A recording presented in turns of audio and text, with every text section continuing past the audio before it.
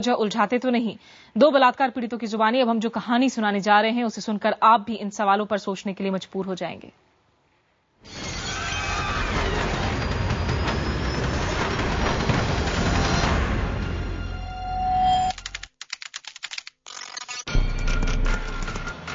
I was waiting for a cab or bus, whichever came first. So then there is this cab, then it was only me, the rest of the people were not coming in. I asked him like, why are we not going in the main road? And then he said like, this is a shortcut.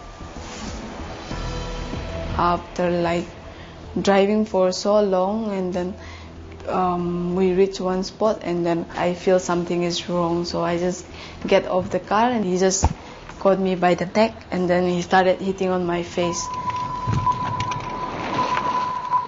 He hit me on the face so many times. I was crying plus asking him why is he doing that, and then he just pushed me down on the bushes, and then like we were struggling, we were fighting. After I regained that semi-consciousness, for one last time I just struggled, and then I somehow managed to escape and run out. I ran without my pants, and then I never looked back. उस रात इस नाबालिग लड़की ने थाने में बलात्कार की शिकायत की। उसे अस्पताल ले जाया गया। जख्मी, सहमी और डरी हुई। जब उसने जांच के लिए हामी भरी तो उसे नहीं पता था क्या होती है मेडिकल जांच। They asked me to lie down, and then they checked my vagina. Then they put their fingers in, and I was like screaming. I said, it's hurting, don't do that. That was the most painful thing I think I've ever come through. वो सिर्फ 17 साल की थी। उसे finger test से गुजरना पड़ा। एक क्रूर तरीका, बलात्कार की पुष्टि का। 2011 में स्वास्थ्य मंत्रालय ने सभी सरकारी अस्पतालों को फिंगर टेस्ट बंद करने का निर्देश दिया था। विश्व स्वास्थ्य संगठन ने भी ऐसे मामलों में फोरेंसिक जांच को जरूरी करार दिया था।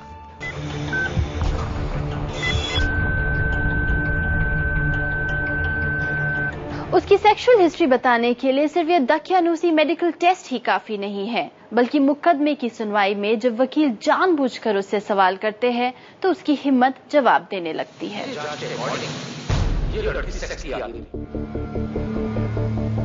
बहुत सारे मामलों में ये मेडिकल रिपोर्ट ही अदालत में बहस का आधार बनती है। इसे छात्रा का मेडिको लीगल सर्टिफिकेट कहते हैं। Allowed 1 finger test and hymen not intact. इसी आधार पर बचाव पक्ष के वकील ने बहस में उसके आचरण पर ही सवाल उठा दिए, वो भी उस वक्त जब आरोपी अदालत में खड़े हुए मुस्कुरा रहे थे। उन्होंने फिर भी बोला जी लड़कों के साथ घूमती है, बहुत ज्यादा गलत मतलब क्वेश्चंस उठाते हैं, ऊपर करैक्टर के ऊपर इतने ज्यादा बहुत परेशान करते हैं कि एक लड़की इतनी हिम्मत करके अगर कोर्ट में पहुंच भी जाती है तो भी उसको जस्टिस नहीं मिलता। तो कोई लड़की कोर्ट में जाएगी क्या करने? सिर्फ अपनी इंसल्ट कराने, अपना बार बार रेप करवाने जाएगी। सुप्रीम कोर्ट ने भी इसका संज्ञान लिया है और बाकायदा निर्देश जारी किए हैं कि कैसे चले बलात्कार का मुकदमा। The sole testimony of the prosecutor, the rape victim, is sufficient for a conviction of rape. So you don't have to. The rest of the evidence is corroborative evidence. लेकिन हकीकत कुछ और है। ज्यादातर अदालतों में निर्देशों पर अमल ही नहीं होता। There were questions to the extent of asking a 7-year-old child to identify body parts. You're asking name of the body parts? You can't do that.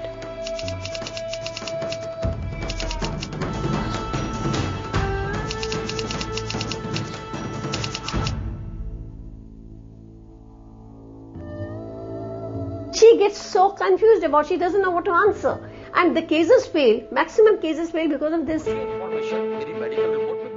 और मुकदमों में बेवजह की देरी केस को कमजोर करती है। One of the problem with our criminal justice system is delayed justice, and that is why the police is facing a lot of problem. If the trial keeps on lingering on for years together, then there is no conviction. I'm a practicing lawyer. I would not buy that for half a minute. The investigation done by the police is so shoddy, is so unprofessional. They do not even do the basics of criminal investigation. इस आरोप प्रत्यारोप में नुकसान होता है पीड़ित का।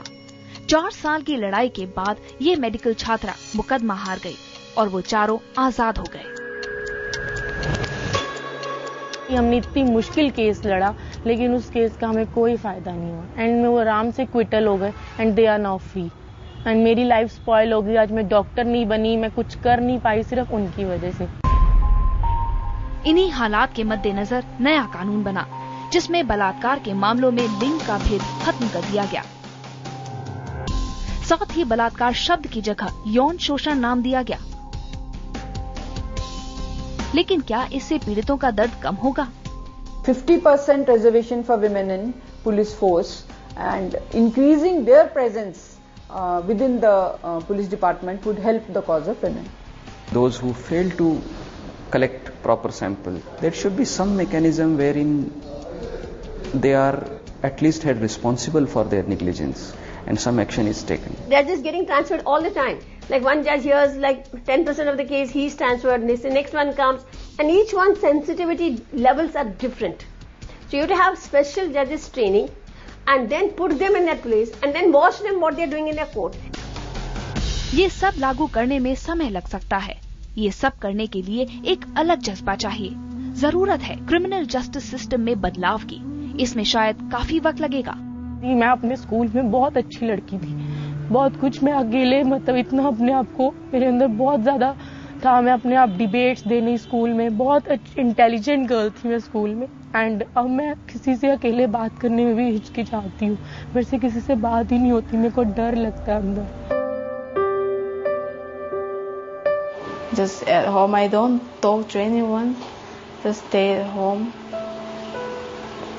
Just like kept thinking, why me, why me?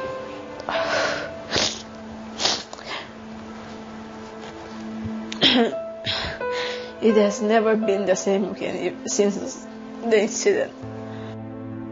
I just want this thing to be over. I don't want to.